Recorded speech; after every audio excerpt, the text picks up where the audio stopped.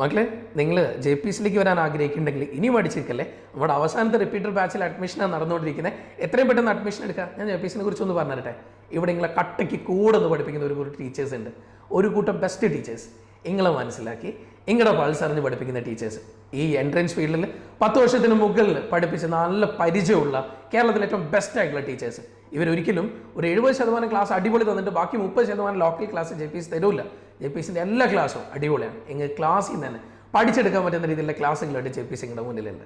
പിന്നെ ഇല്ലേ, റിസൾട്ട് അല്ലേ, ആദ്യ വർഷം 110 56 പേർക്ക് MBBS, രണ്ടാമത്തെ വർഷം 140 61 MBBS, മൂന്നാമത്തെ വർഷം 378 പേരിൽ 107 പേർക്ക് MBBS. ആ മൂന്നാമത്തെ വർഷം നിങ്ങൾ വിചാരിക്കണ്ടല്ലേ പെർസെൻറ്റേജ് കുറഞ്ഞല്ലോ എന്ന്.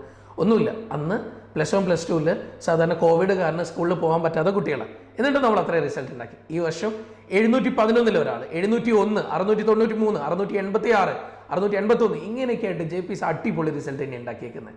ഒരു കാര്യം തീർത്തു പറയാം, ഇവിടെ ഈ റിസൾട്ട് ഉണ്ടായിട്ടുണ്ടെന്നാണെങ്കിൽ ഇത് കുറേ റിസൾട്ട് ഉണ്ടാക്കാൻ പറ്റുന്ന ആളുകളെ മാത്രം കൊണ്ടുവന്നിട്ട് ഉണ്ടാക്കിയ റിസൾട്ട് അല്ല. സാധാരണ കുട്ടികൾ, average students, below average students അവരുണ്ടാക്കി തന്ന റിസൾട്ടാണ്. സാധാരണ കുട്ടികൾ വന്നിട്ട് അവരുണ്ടാക്കിയ റിസൾട്ടാണ് ജെ പി എസിൻ്റെ റിസൾട്ട്. അല്ലാതെ കുറേ വലിയ ആളുകളെ മാത്രം സെലക്ട് ചെയ്ത് പെർസെൻറ്റേജ് മാത്രം വെച്ചിട്ട് കുട്ടികളെ എടുത്തിട്ടിട്ട് ഉണ്ടാക്കിയ റിസൾട്ട് അല്ല. നിങ്ങൾ മനസ്സിലാക്കണം, ഇവിടെ 10,000-ലല്ല, 50,000-ലല്ല, 40,000-ലല്ല, 224 കുട്ടികളിൽ ജെ പി എസ് ഉണ്ടാക്കിയ റിസൾട്ടായത്.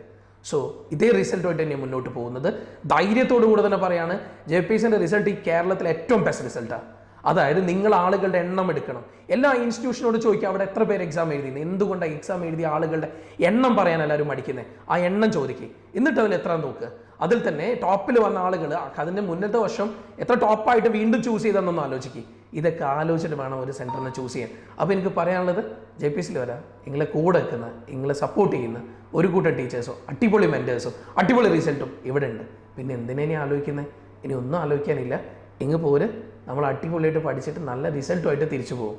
അപ്പം ജെ പി എസ് കൊയിലാണ്ടിയിലാണ്, കോഴിക്കോട് കൊയിലാണ്ടിയിൽ.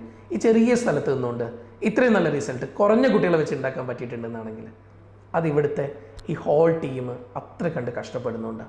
അപ്പോൾ തന്നെ നമ്മളും നമ്മുടെ കുട്ടികളും അവരുടെ പാരൻസും കട്ടയ്ക്ക് കൂടെ നിൽക്കുന്നുണ്ട്.